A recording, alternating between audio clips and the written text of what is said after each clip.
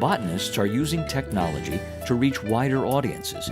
One example is the work of 1990 Switzer fellow Elizabeth Farnsworth, who's working on a website called Go Botany.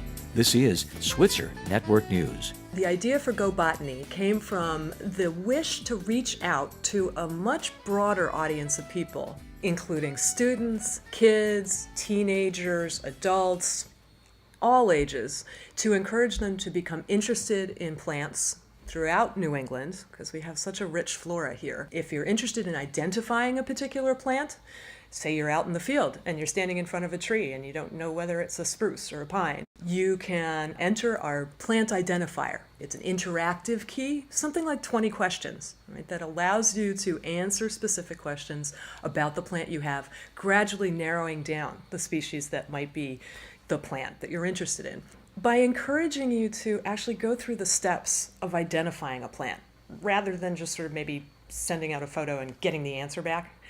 You begin the learning process of learning what you need to observe about the plant. You know, we ask you questions that you might not have thought to look at before.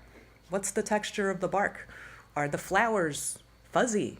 One amazing part of the Go Botany site is called My Plants. It's a social networking opportunity to connect with plant enthusiasts. We actually see My Plants as an opportunity for, say, teachers to engage an entire classroom of kids, teenagers. They all want to be on My Plants, in creating their own checklists of plants, their own flora. As they go out and they discover plants in their schoolyard or in a particular project area, they can upload those observations. They can create great life lists of the plants that they've seen. There's a perception that people are spending too much time in front of computers and playing with their iPhones and really missing a lot of the beauty of nature.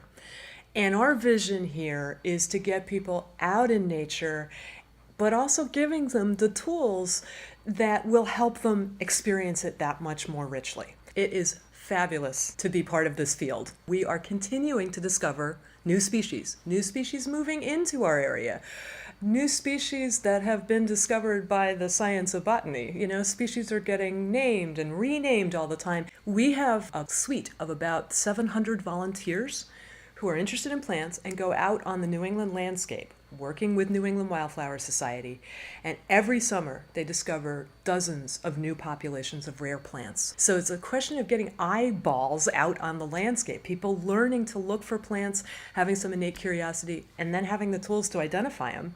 Think of the discoveries that are still possible. Go Botany is available now, right in time for spring season, right in time for you to get out on the landscape and use it to identify plants and learn about them.